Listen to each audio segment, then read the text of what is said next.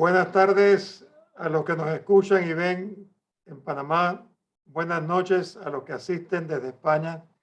En esta sesión solemne pronunciará su discurso de ingreso como académica correspondiente en la ciudad de Panamá, doña Lola Pons Rodríguez, española, historiadora de la lengua, investigadora y catedrática del Departamento de Lengua Española, Lingüística y Teoría de la Literatura de la Universidad de Sevilla.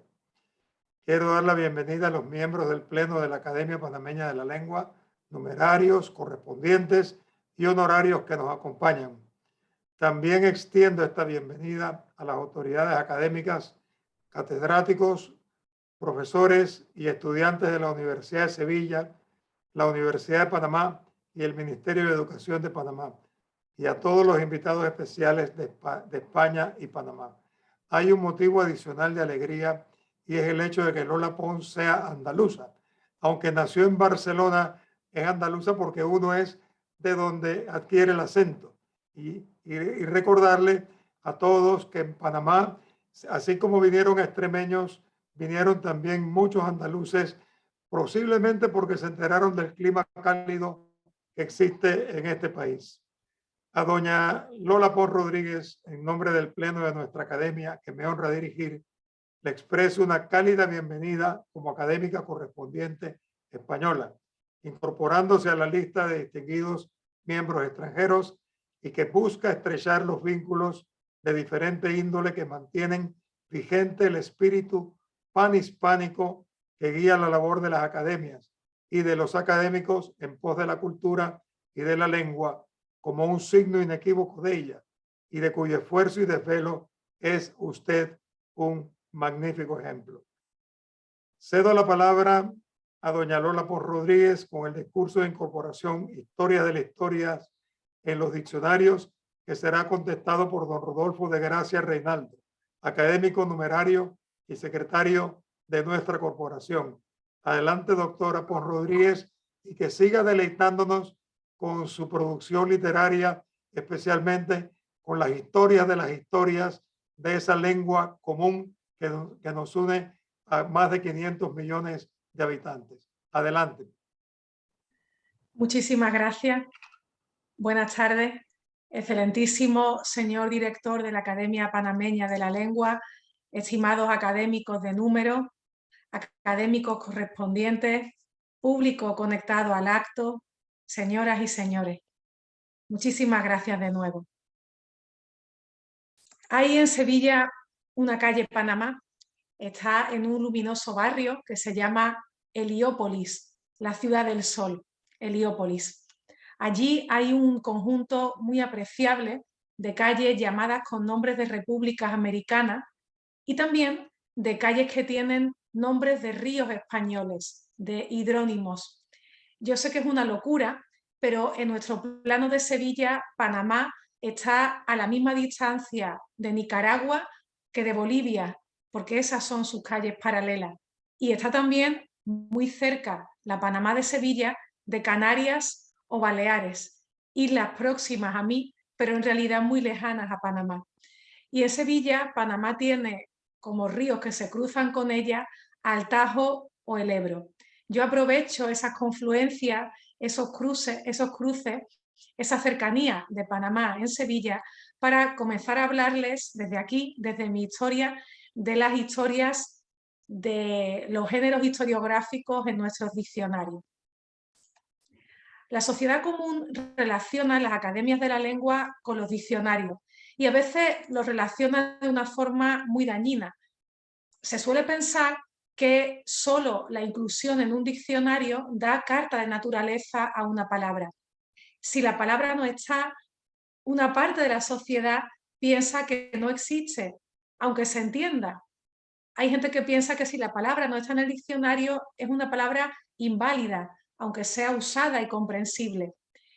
Es una concepción sagrada de los diccionarios, que es errónea por completo, pero que es muy tentadora, porque si existiera esa concepción de los diccionarios de manera real, si los diccionarios fuesen en realidad esa Biblia, los filólogos, los historiadores, los escritores, nos convertiríamos en una especie de sacerdote, nos convertiríamos en profetas.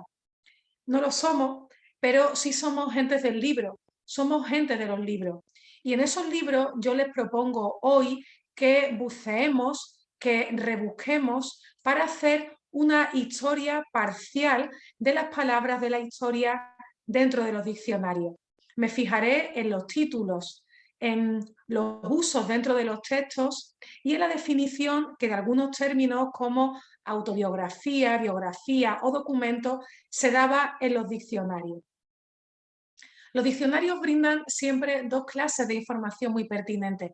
Por una parte, la macroestructura del diccionario ofrece una lista de temas para definir, de manera que ausencias y presencias dentro de ese listado serán un indicio del posible uso o desuso de determinadas voces. Por otra parte, la microestructura de esos diccionarios antiguos del español nos da otro tipo de información también muy valiosa. Y es que las definiciones que se ofrecen de esos términos que hoy yo voy a tratar, los términos propios de la historia, reflejan también los propios cambios en la forma de escribir el discurso histórico. Los diccionarios específicos de términos históricos son tardíos, no son anteriores al siglo XX y no incluyen forzosamente la terminología historiográfica antigua, por lo que no los he considerado como parte del corpus nuclear de este discurso. Partamos de un lugar y de un tiempo que no es el mío de ahora. No hablo del siglo XXI, no hablo de Sevilla, hablo desde Sevilla para acordarme de quienes embarcaron en nuestro puerto hacia América, que al terminar su expedición militar o aventurera dieron en contar su vida para reclamar los honores que sentían merecidos. Bernal Díaz del Castillo, Alonso de Contreras, Diego Duque de Estrada. Al volver a España, el éxito en la reclamación de los méritos tenía una parte impredecible: lograr la recompensa que se sentía merecida por ese esfuerzo americano dependía de uno mismo, dependía de cómo cada uno contara su historia. Si el cine alimenta nuestras ficciones hoy, en otro tiempo esas ficciones eran alimentadas por las novelas de caballería. Por eso, en esas narraciones de logros que hacen muchos de esos expedicionarios a América, encontramos una verdadera colección de géneros históricos que da muchísimo juego para reconstrucción de hechos e imaginarios sociales. Se suman las novelas de caballería, las propias crónicas historiográficas, las cartas. Castilla no participó en el género medieval de las crónicas de las cruzadas, que sí había tenido cierto éxito en Europa, pero en cambio dejó para la historia decenas de narraciones memorialísticas en torno a América, escritas en primera persona por militares que fueron actores y testigos de lo que narraban. Esas fueron, historiográficamente, nuestras primeras colecciones de libros de memoria. Pero los nombres que recibían esos relatos historiográficos no fueron en ningún caso memorias o autobiografías. A veces iban hacia la idea de crónica, otras veces se llamaban vidas y otras veces ni siquiera tenían un título autoasignado. Las palabras con que hoy damos nombre a esa narración historiográfica introspectiva, memoria, autobiografía, no fueron moneda de curso historiográfico hasta el siglo XIX. Y eso ocurría porque las memorias eran, en el español de otro tiempo, los recuerdos, en un doble sentido. Eran los recuerdos en el sentido de las evocaciones producidas al rememorar. Por ejemplo, Juan Ramón Jiménez invocaba así a las horas. Decía: vengo dulce a sentarme en vosotras frente al mar, sobre el valle, bajo el cielo de mis memorias. Las memorias eran también antes los recuerdos, en ese valor actual que hoy usamos como forma de saludo, eso de dar recuerdo. Una carta de Isabel Pardo de Figueroa a su hijo en 1741 decía: tendré mucho gusto de que frecuentes esta casa y les darás mis memorias. Junto con esos dos sentidos intelectivos, no escriturales, memoria, sobre todo en su uso plural, memorias, era un tipo de escrito que no se identificaba con nuestros libros de memoria. Memoria era el corto inventario de algo, el borrador, o sea, las notas derivadas de bosquejar en apuntes un recuerdo. De hecho, muchas mujeres tenían en esas memorias, en esos libros de mano, sus diarios personales. En ellos escribían una historia que hoy empezamos a recuperar. También Bernal Díaz del Castillo, en 1568, aclaraba en su historia que, además de testigos, tenía otra probanza de lo que narraba. Decía: cuando mi historia se vea, dará fe y claridad de ello, la cual se acabó de sacar en limpio de mis memorias y borradores en esta muy leal ciudad de Santiago de Guatemala. En esa misma época, el Tesoro de Sebastián de Covarrubias, en 1611, no definía la palabra memoria como un texto de tipo historiográfico. La historia tiene sus guiños. Hay que esperar justamente a una novela del siglo XIX, a una novela histórica en concreto, en la que se recrea el pasado, en la que lingüísticamente se aspira a ser coherente con la época de ambientación, para recoger uno de los primeros casos de la palabra memoria como documento de escritura historiográfica. Me refiero al novelista Francisco Navarro de Villoslada en su obra Doña Blanca de Navarra, 1846. Él hizo que uno de los personajes señalara: padre maestro, no os vendrá mal leer mis memorias.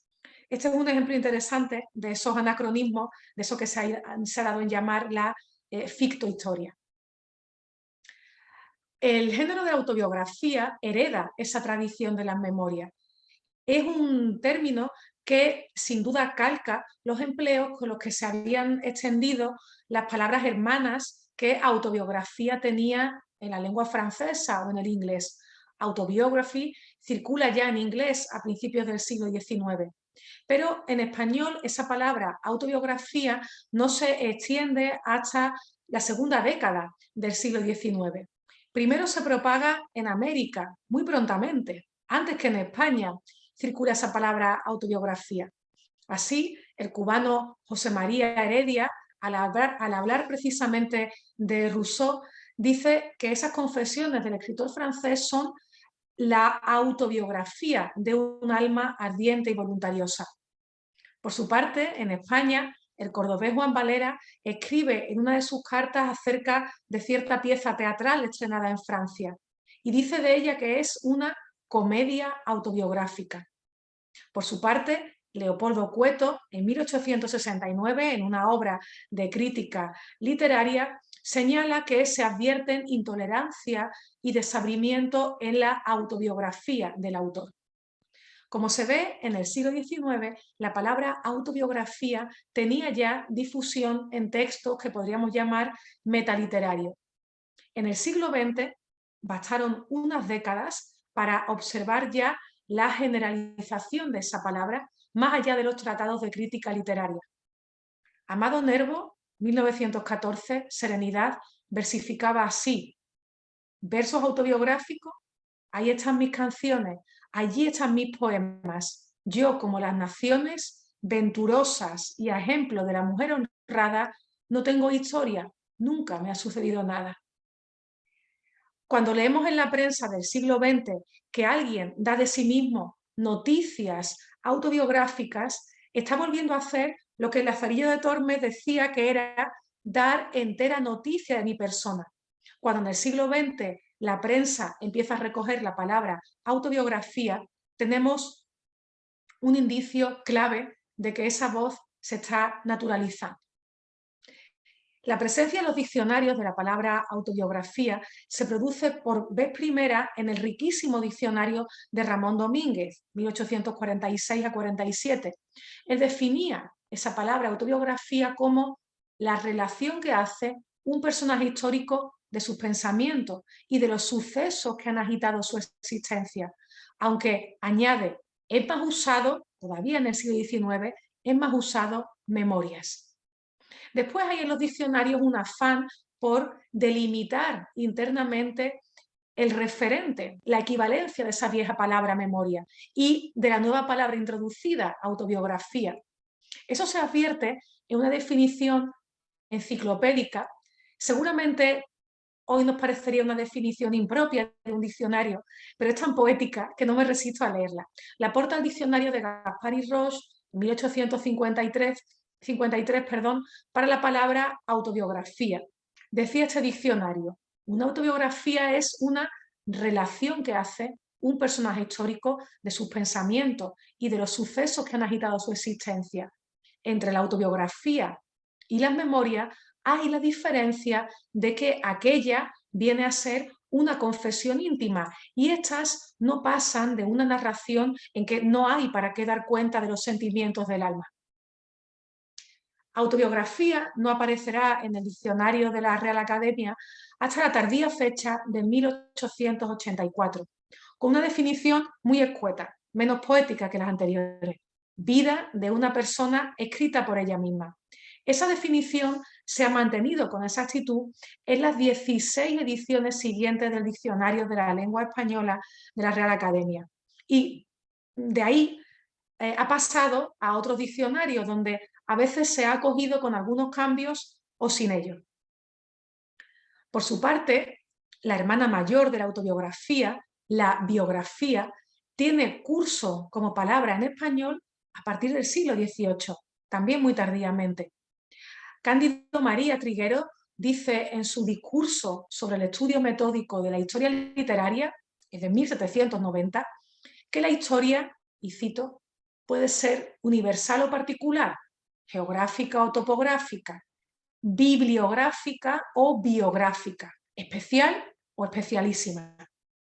A primeros del siglo XIX, esa palabra biografía emerge en todo tipo de obras. De nuevo, vemos cómo el siglo XIX, tan injustamente tratado en algunos manuales de historia de la lengua, es la clave de la novedad léxica en este campo designativo de la historia, y los diccionarios se hacen eco de esa palabra nueva, biografía, relativamente pronto. El diccionario académico de 1817 trae por primera vez la palabra biografía, definida como historia de vidas particulares. Después, biógrafo y biográfico secundarán ese ingreso. Autobiografías y memorias se integran en el cuadro de las narraciones historiográficas, pero también se integran al mismo tiempo en ese panorama de discursos que construimos a diario los hablantes.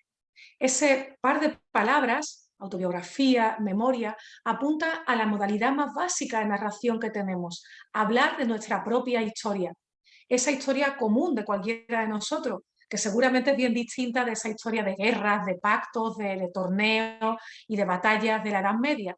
Pero nosotros ahora, sin portar armadura, sin llevar ninguna lanza, también nosotros narramos batallas.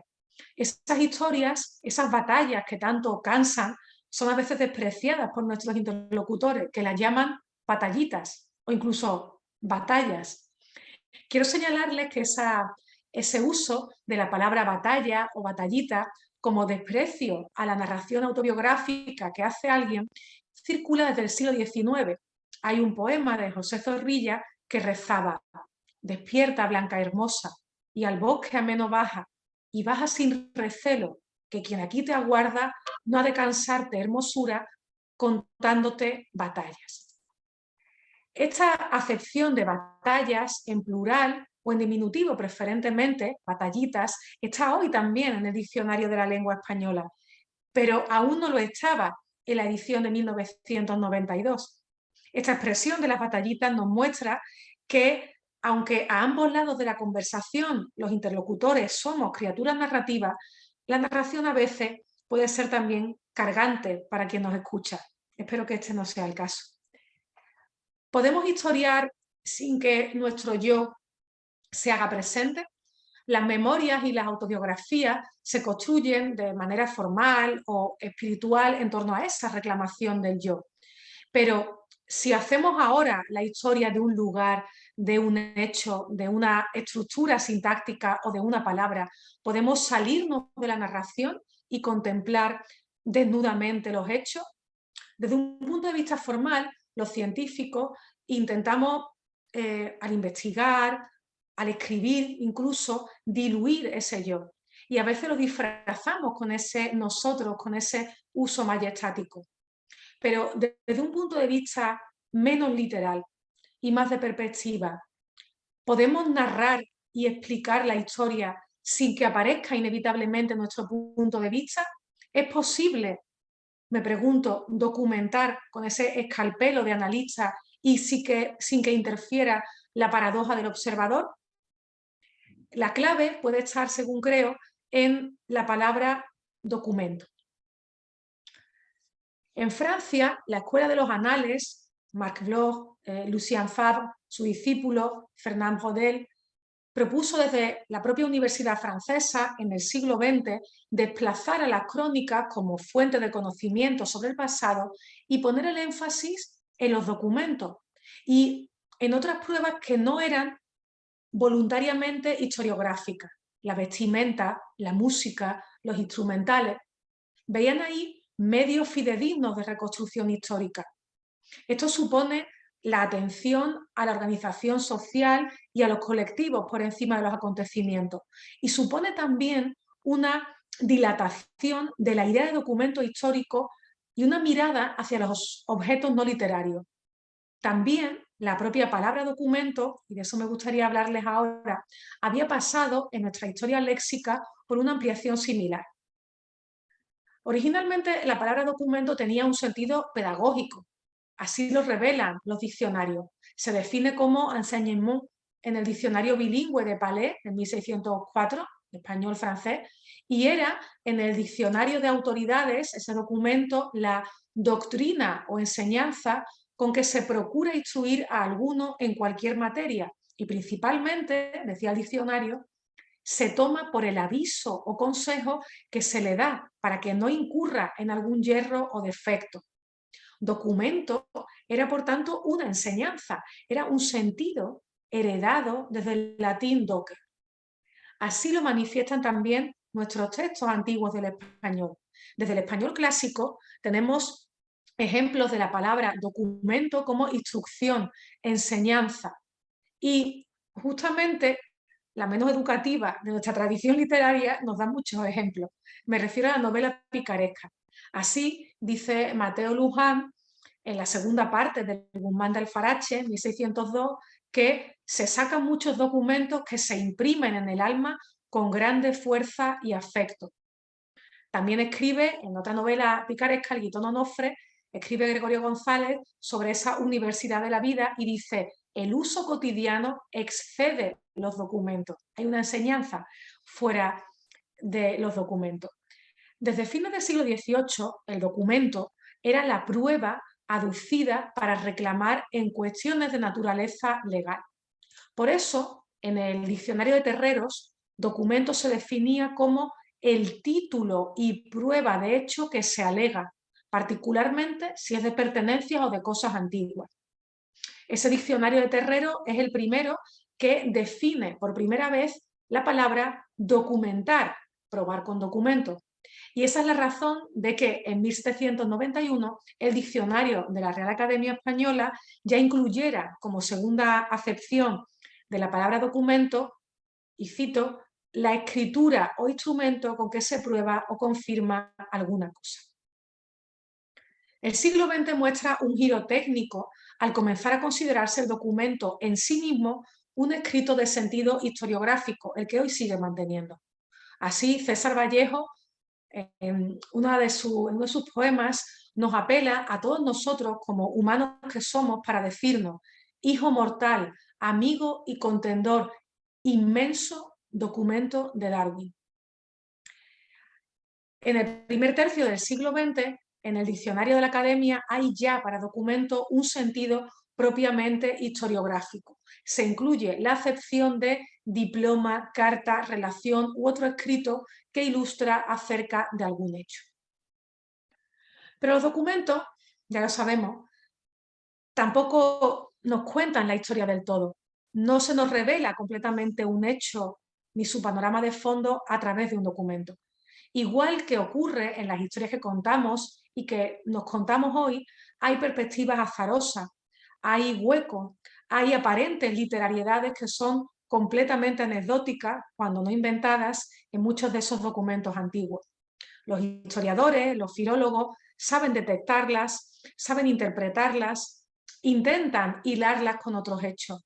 Son ellos, somos nosotros, los que intentamos ubicar el documento en su contexto extraviado. Lo volvemos a edificar para los demás. Los archiveros cuidan, ordenan y son el brazo que lleva el documento desde su sueño en un almacén al despertar del analista.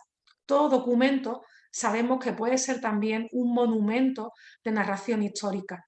Sin caer en psicologismo, el positivismo histórico, que asumía como fin del historiador la descripción escrupulosa y verificada, sabemos que es una práctica imposible. Como vemos, la historiografía ha dejado una importante huella en el léxico y las expresiones de nuestra lengua. Se pueden contar muchas historias sobre la historia en nuestros diccionarios. Diversas evoluciones, coincidentes en signos, muestran cómo el vocabulario de los géneros historiográficos, no solo los que hemos visto aquí, también en palabras como crónicas, historia, anales, en esas palabras se ha tendido a desarrollar el mismo tipo de cambio léxico. Se ha pasado del dominio de la narración exclusiva de los historiadores a una trascendencia que ha hecho que esas palabras entren y se incorporen en el habla común para dar nombre a lo que hacemos a diario, que es narrar. Narrar a los demás, narrarnos a nosotros mismos. Hay un interesante proceso de elaboración de un discurso explicativo sobre géneros historiográficos para los que no había un precedente latino y que se conforman, como hemos visto, con la biografía o con la autobiografía al mismo tiempo que se definen en los diccionarios. Incluso llama la atención la precariedad científica o precientífica de esos primeros autores de diccionario con la velocidad, con la rápida intuición que tuvieron para reflejar los cambios léxicos que se estaban dando en la lengua común. Ha habido un trascendental proceso de cambio en nuestros géneros historiográficos, desde las tradiciones discursivas heredadas y practicadas en la Edad Media hasta la Edad Moderna, cuando la impresionante aventura americana da lugar a una narración nueva, cuando las crónicas medievales se van decantando progresivamente gracias a la imprenta y cuando la historiografía comienza a hacerse una práctica académica, contraria, por tanto, a la escritura de ficción y no nutrida de la escritura de ficción como había ocurrido hasta ese momento. Todo eso dio lugar a un importante conjunto de cambios en torno al número y la tipología de productos historiográficos en circulación. Una mirada a los libros de memorias actualmente disponibles en nuestras queridas librerías nos muestra la vigencia de un título tan repetido como el de Mis Memorias.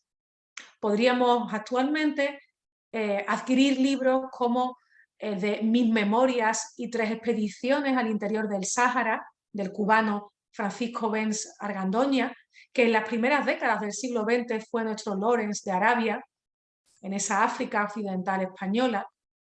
Podríamos también encontrar en librerías el volumen Mis Memorias de Violeta Friedman, una judía superviviente del campo Auschwitz-Birkenau, que además en un pleito contra el nazi León Degrelle terminó sentando jurisprudencia en el Código Penal español. Qué tristemente actual es, por cierto, el Sáhara y los supervivientes de una guerra hoy. Los ejemplos de autobiografías podrían ser mucho más variados en autor. Pensemos, por ejemplo, en esos muchos libros de memoria debidos a personajes, digamos, variopintos, como actores o gargantas profundas, que constituyen el subgénero que podríamos llamar de memorias escandalosas. También hay libros de memorias que no tienen en su título esa palabra. Pensemos en las memorias de Neruda, Confieso que he vivido, o en las memorias de la historiadora australiana Jill Kerr Conway, El verdadero norte, o en La historia continúa, las memorias del gran Georges Duby. Para llegar a los actuales anaqueles con libros como estos, se han necesitado siglos de escritura historiográfica particular. Para llegar al momento actual en que podemos comprar estos libros de memorias, estas autobiografías o directamente biografías ajenas, se han necesitado diarios, epistolarios íntimos, libros de viaje, literatura confesional, novelas autobiográficas, narraciones esforzadas sobre los méritos militares en América, la empresa impresionante de las aventuras americanas. Se ha necesitado todo eso. Cuando uno de nosotros se sienta ante el folio o ante la pantalla ahora, pensando en que va a contar su vida y su experiencia, no imagina cuánto ha tenido que escribirse en el mundo para que alguien pueda tranquilamente sentirse legitimado a contar su historia. Estudiar la evolución de los nombres de distintos géneros historiográficos en nuestra lengua común y compartida española nos ayuda a contextualizar los libros de historia entre sus lectores y entre sus no lectores. Los géneros historiográficos fueron también, he intentado hacer un bosquejo aquí, palabras en un contexto general de habla. Si los hechos fueran la geografía física, las montañas, los ríos, los libros de historia serían su geografía política, y la lengua común se mira en ese mapa de geografía de los hechos para ayudar a que los hablantes hagan su geografía, hagan su propia historia. En la mía, en nuestra biografía, en la que hoy trazo como sevillana, que tiene el honor de ingresar como académica correspondiente, yo estoy a muchos kilómetros de Panamá. Sé que algún día visitaré el país y visitaré la academia que me brinda este honor. Pero hoy en mi historia se construye un día especial. Y en este día de hoy me siento obligada a señalar que alguien me precedió en ese viaje. Además de todos esos expedicionarios, de todos esos sevillanos nombrados por nuestro director, por don Arístide Rollo, siento que hay una parte de la historia más cercana de Andalucía que me brinda la posibilidad de ver a Panamá en Sevilla y en mi entorno. Yo vivo a pocos metros de la casa de alguien que murió en Panamá en 1948, pero que nació en Sevilla en 1891. Vivo muy cerca de la casa, cerca de la Plaza de la Magdalena de Sevilla, donde vivió Juan María Aguilar Calvo, un jurista e historiador español que nació en Carmona, provincia de Sevilla, estudió en la Universidad de Sevilla, se licenció en Historia y Derecho y se especializó en Historia de América. Fue profesor en mi universidad, estuvo vinculado a Manuel Azaña y tras la guerra se exilió en América. Fue depurado y se exilió en América. Primero Colombia y luego, desde 1940, en Panamá. Una de las aulas de la Universidad Panameña lleva hoy ese nombre de Juan María Aguilar Calvo. Su historia, su biografía, los documentos que hay de él en la Universidad de Sevilla y en la Universidad de Panamá cuentan la historia de España, cuentan el abrazo abierto de la Universidad Panameña cuando los españoles llamaron a su puerta. Hablan de un camino que unió a Sevilla y a Panamá en un tiempo triste y que hoy, cuando la guerra llama, desgraciadamente, a las puertas de otros lados de Europa, yo recuerdo con emoción y con un profundo honor. Académicos de la Academia Panameña, me tienen ustedes a su plena disposición intelectual. Este acto de hoy para mí es el acicate definitivo para dar por cerrado mi propio tiempo oscuro de pandemia. Panamá está en Sevilla, como les he dicho al principio, la calle Panamá está en Sevilla, en el barrio de Heliópolis, en la Ciudad del Sol. Y aunque tomo posesión ahora que es de noche en Sevilla, hoy para mí se está abriendo de alguna forma un día bonito y soleado gracias a ustedes. Muchísimas gracias.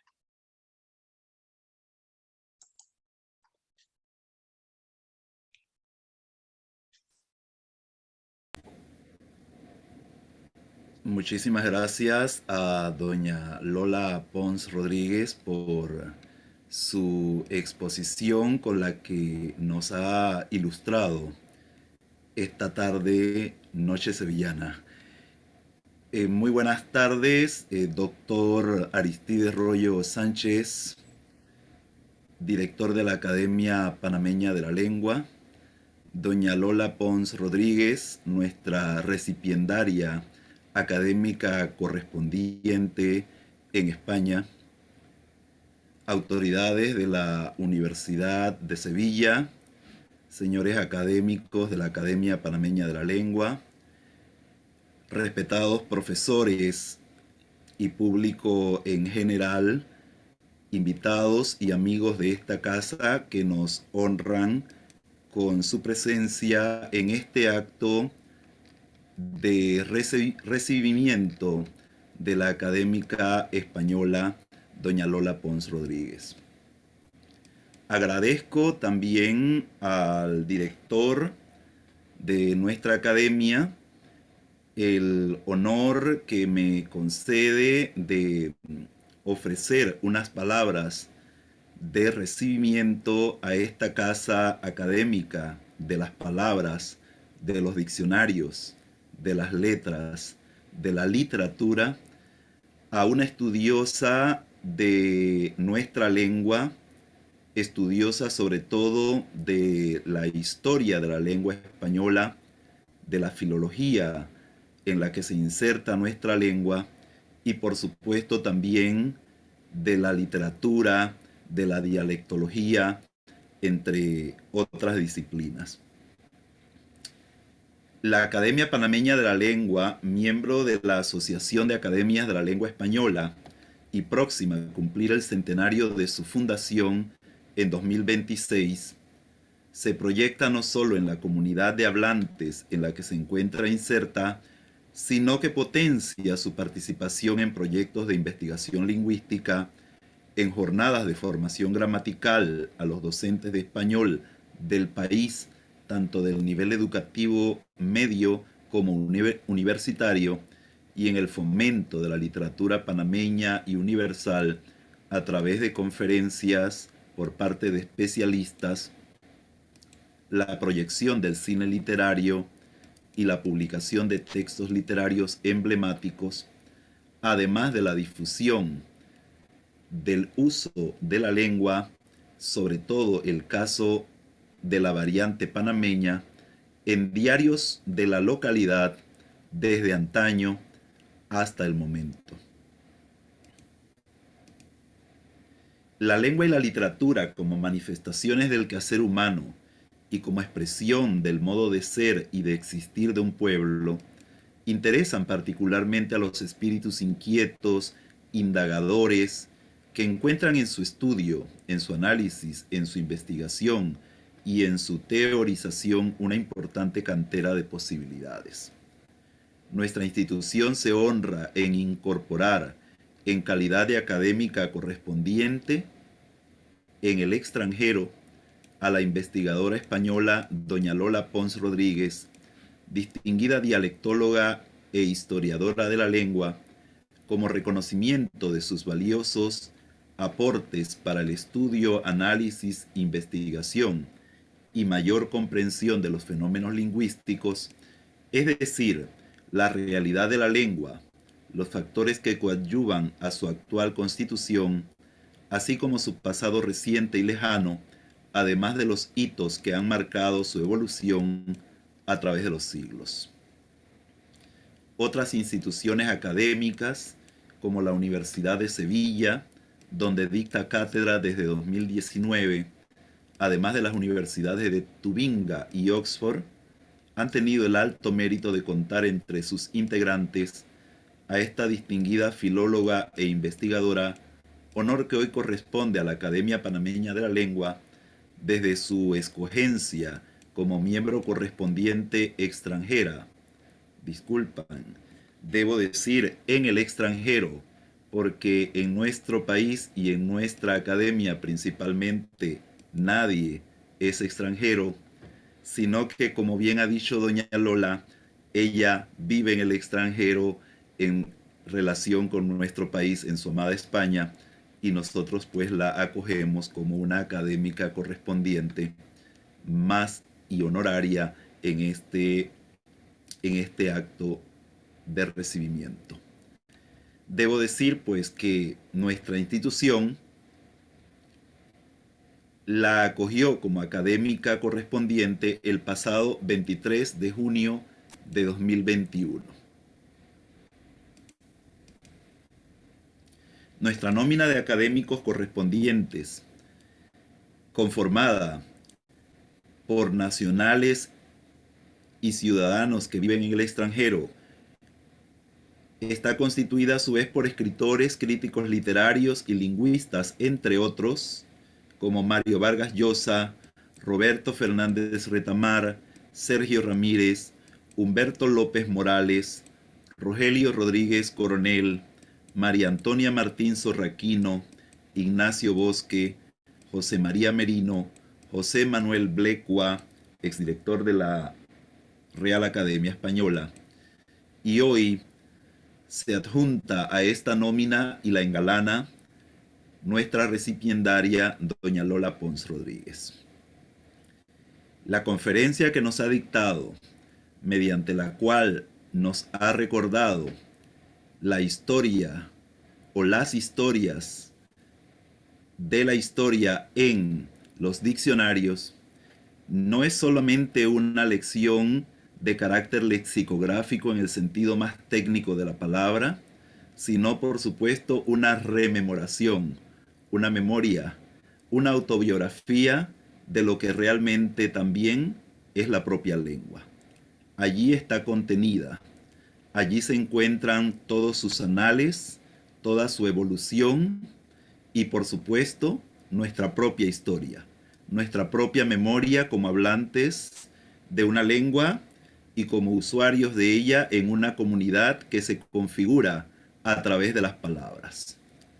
La academia, que desde su fundación en 1926 estuvo constituida por escritores, filólogos, lingüistas, lexicógrafos y distinguidas personalidades del mundo intelectual panameño, contó también entre sus fundadores a un extraordinario lexicógrafo como fue don Ricardo J. Alfaro. Hoy, rememorando también su imagen, su trabajo lexicográfico de tanta importancia para Panamá como para el mundo, y en nombre, por supuesto, de los actuales académicos panameños, le queremos dar, doña Lola, el más cordial recibimiento. Esta es su casa y, por supuesto, ya sea en la virtualidad o en la presencialidad, que esperamos anhelosamente contar pues con su visita en cuanto ello sea posible. Las puertas de esta academia se encuentran siempre abiertas de par en par para cada uno de ustedes y para usted particularmente, para Sevilla, tan vinculada históricamente a la lengua española y por supuesto a este continente americano. Bienvenida y muchísimas gracias. Muchísimas gracias. Procedo a leer entonces el diploma que le extendemos en la tarde de hoy, nuestra noche de hoy para doña Lola, el diploma correspondiente. La Academia Panameña de la Lengua, correspondiente de la Real Academia Española, en atención a los méritos intelectuales, literarios y profesionales que distinguen a doña Lola Pons Rodríguez, le confiere el nombramiento de académica correspondiente española y como constancia expide el presente diploma firmado por don Rodolfo de Gracia Reinaldo, secretario, y por mi persona, dado en la ciudad de Panamá el 23 de junio de 2021. Mire usted que ya es antiguo este diploma, hemos tardado en entregárselo, pero bueno, hemos logrado celebrar, como usted dice, en un espíritu de post-pandemia. Le mando un abrazo que esperamos algún día darle a los académicos panameños cuando venga a Panamá. Muchísimas gracias, señor presidente, señor director, perdón, de la Academia Panameña de la Lengua. Muchísimas gracias al queridísimo académico don Rodolfo Alfaro de Gracia por ese bellísimo discurso que me ha dedicado. Para mí esto es un verdadero honor que me abruma. Espero estar a la altura de esta enorme responsabilidad Espero poder desvirtualizarlos, como se dice modernamente, y conocer Panamá muy pronto. Y también me gustaría dar las gracias y mandar un efusivo abrazo a todas las personas, muchos queridos compañeros de la Universidad de Sevilla que se han conectado a este acto. Muy bien. Muy buenas noches, o buenas tardes y buenas noches a todos. Muchísimas gracias. Damos